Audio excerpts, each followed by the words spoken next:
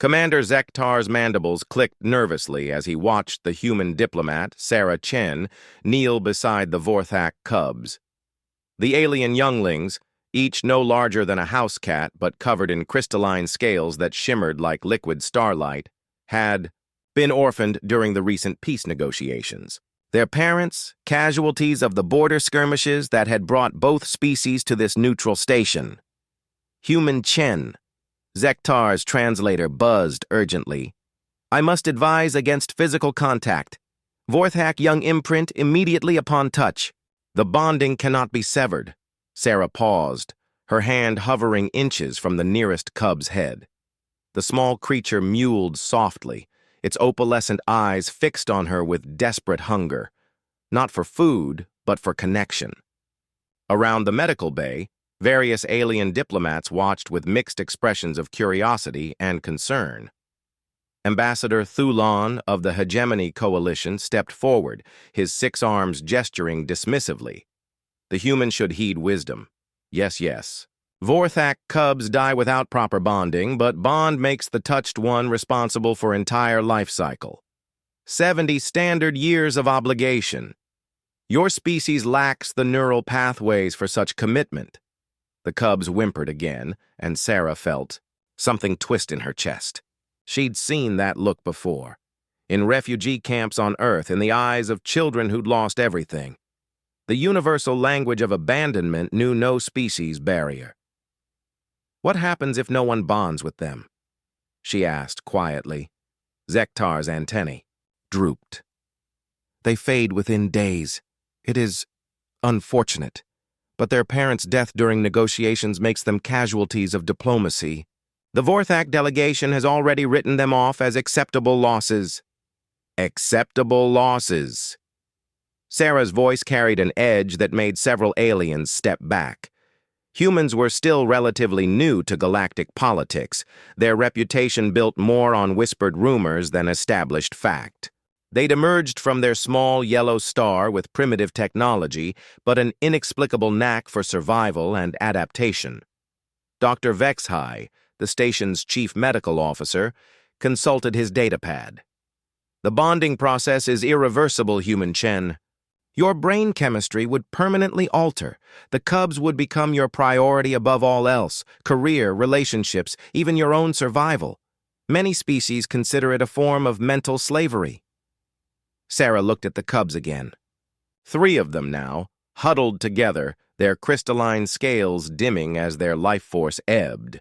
The universal translator couldn't capture their soft vocalizations, but she didn't need it to understand. They were calling for someone, anyone, to care.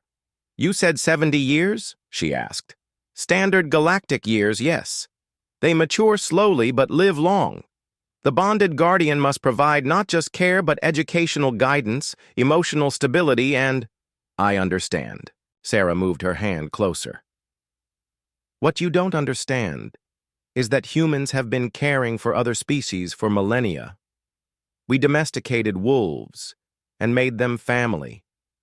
We've raised orphaned birds, nursed wounded predators back to health, and died, protecting animals that weren't even our own species. Ambassador Thulon's translator crackled with what might have been laughter. Sentiment will not overcome biology, human. Your neural architecture cannot support the bond weight of 3 Vorthak minds. Maybe not, Sarah admitted, but you're all making one fundamental error about human psychology. She gently placed her palm on the nearest cub's head. The effect was immediate, a warm tingling that spread up her arm and into her mind. Suddenly she could feel the cub's desperate relief, its siblings' growing hope, their collective need wrapping around her consciousness like a second heartbeat. The aliens watched in fascination as the cub's scales brightened, their mewling transforming into something like purring.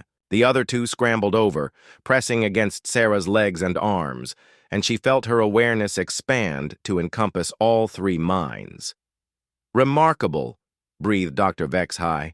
Her neural activity is adapting in real time. The bond is stabilizing. Sarah stood slowly, the cubs following her every movement. When she took a step, they moved with her like a choreographed dance. When she smiled, their scales shifted to warmer hues. "You want to know the error in your calculations?" she asked, her voice carrying new harmonics that matched the cub's frequencies. "You assumed the 70-year commitment was a burden. For humans, family isn't an obligation. It's a privilege." Commander Zektar's mandibles stopped clicking. "But your career, your independence will adapt." Sarah knelt again, and the cubs immediately arranged themselves around her. "Humans are persistence hunters, Commander. We don't just survive, we thrive by forming bonds that make us stronger. These three aren't my burden, they're my pack." Ambassador Thulon's 6 arms gestured in confusion. "This makes no strategic sense. You gain nothing from this sacrifice." Sarah's laugh was soft, but carried the harmonics of the cub's contentment. "I gain everything, a family I didn't know I was missing. And they gain something your species apparently forgot, someone who chooses to love them not because biology demands it, but because it's the right thing to do."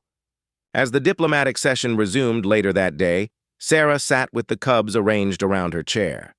Their presence didn't distract her from negotiations. Instead, their young minds seemed to sharpen her focus, their natural empathy helping her. Read the subtle emotional currents between species. The other diplomats watched in amazement as the human who'd been warned about unbreakable bonds transformed that supposed weakness into her greatest strength. The cubs, meanwhile, gazed up at their chosen guardian with absolute trust. 3 small beings who'd learned that sometimes the most dangerous thing in the galaxy was a human who'd decided you were family. By the session's end, 2 other species had quietly inquired about human adoption protocols. Word was spreading through the galaxy. If you wanted something cared for properly, you called a human.